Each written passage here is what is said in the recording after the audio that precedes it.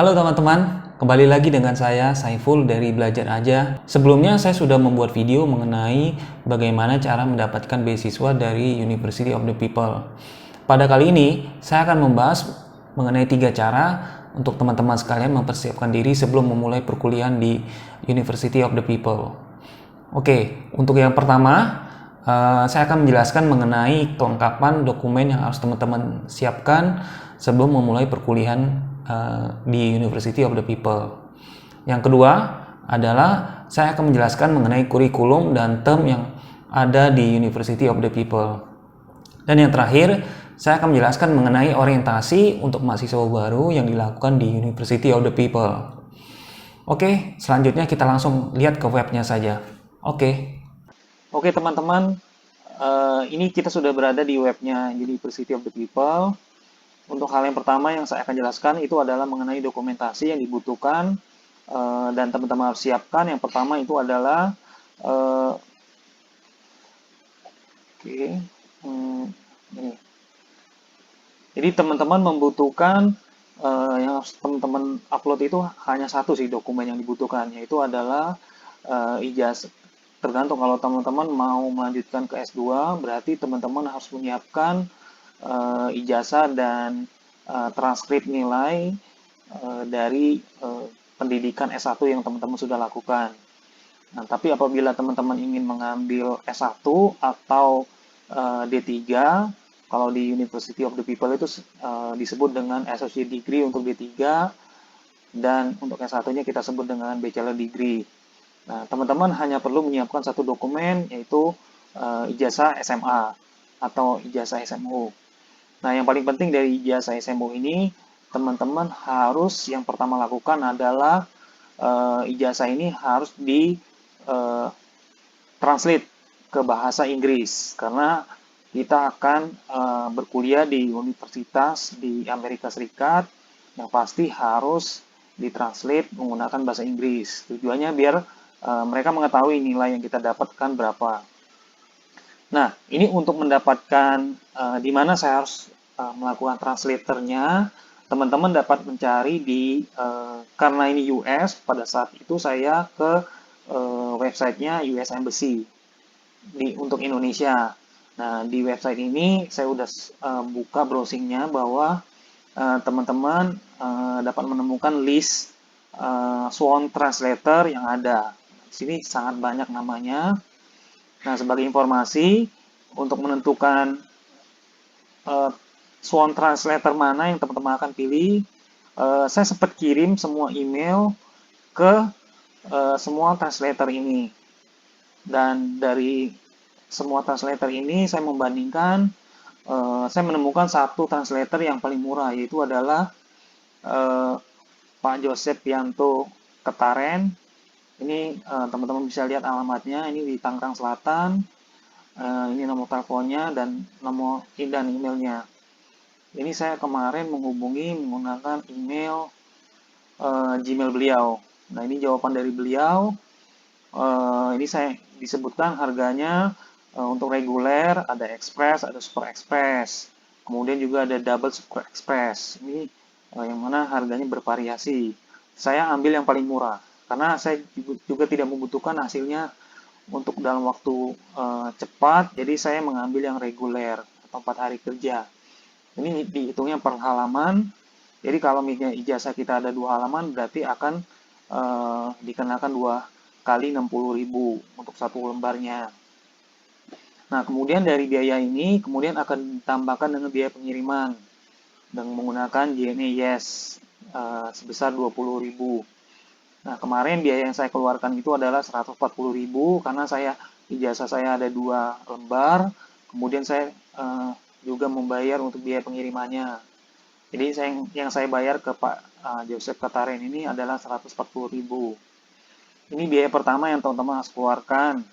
Nah, kemudian selanjutnya University of the People juga meminta kita untuk setelah kita translate dan dokumen ini harus di-approve oleh sekolah asal teman-teman, atau kalau misalnya sekolah itu berada di daerah dan teman-teman berada di Jakarta, ataupun sebaliknya, teman-teman dapat pergi ke notaris, ke kantor notaris.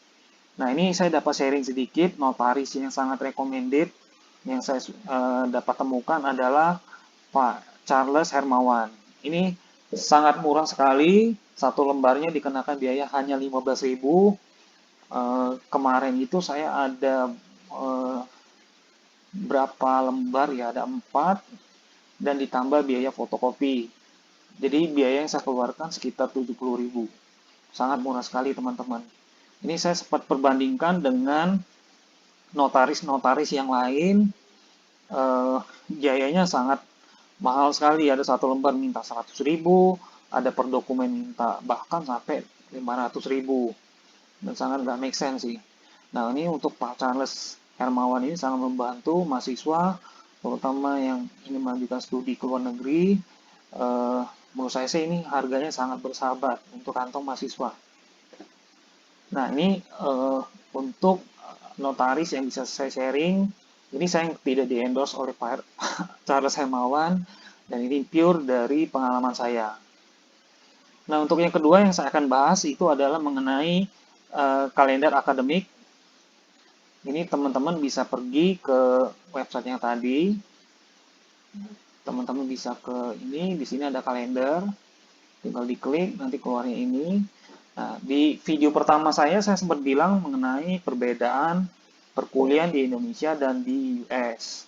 Nah, kalau di Indonesia itu ada 2 semester, 1 tahun itu 2 semester. Nah, kalau di US itu 1 tahunnya dibagi menjadi 5 term.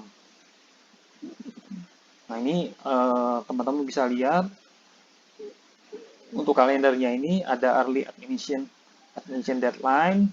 Ini contohnya ya, untuk term 1 tanggal 22, kemudian ada juga tanggal untuk application deadline, terus last day itu to save your spot, kemudian first class, kemudian deadline untuk submission.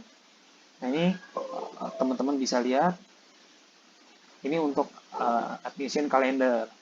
Nah, kemudian untuk kalender akademiknya juga, ini teman-teman bisa lihat, ada term periodnya, kemudian ada cost drop. Nah, cost drop ini maksudnya kita setelah kita misalnya sudah daftar dan kita mengikuti 1 minggu, setelah 1 minggu itu kita misalnya melihat, waduh ini kayaknya terlalu berat atau kita belum siap, kita bisa drop kelasnya atau tidak melanjutkan. Jadi tanpa biaya ya, kita tidak dipotong biaya. Nah, selain itu, selain 1 minggu juga ada 1 bulan pertama. Teman-teman dapat melakukan withdrawal period atau withdrawal course. Jadi teman-teman dapat kayak menarik diri ya, kalau bahasa Indonesianya. Ini pun tidak dikenakan biaya. Nah, cuma yang membedakannya nanti teman-teman apabila mengambil lagi untuk mata kuliah ini akan ada tanda W-nya. Tapi tidak pengaruh ke nilai teman-teman, karena nilai yang diambil itu adalah course yang terakhir yang teman-teman ambil. Kemudian ada juga final exam period. Nah, final exam period ini biasanya untuk ujian akhir kita biasanya ada kayak waktunya ya untuk diselesaikan. Karena ini sifatnya online. Kemudian juga ada course registration ini untuk next term-nya. Kemudian ini untuk last course registration-nya. Nah, kemudian nilai grade published by. Nah, ini nilainya itu akan dikeluarkan pada tanggal berapa.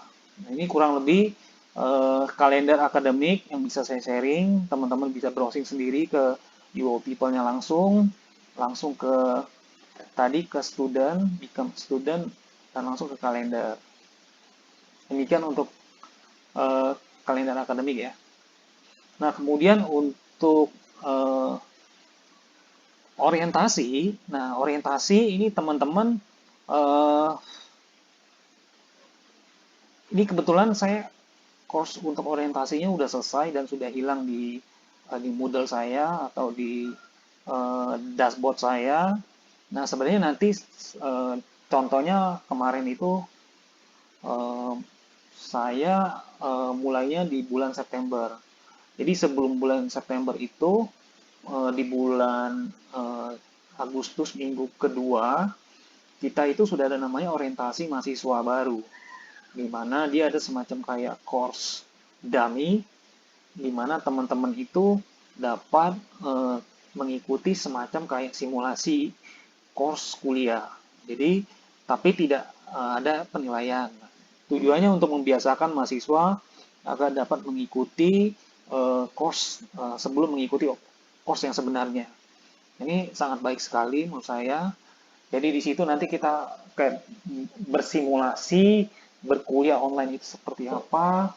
Tujuannya biar kita familiar eh,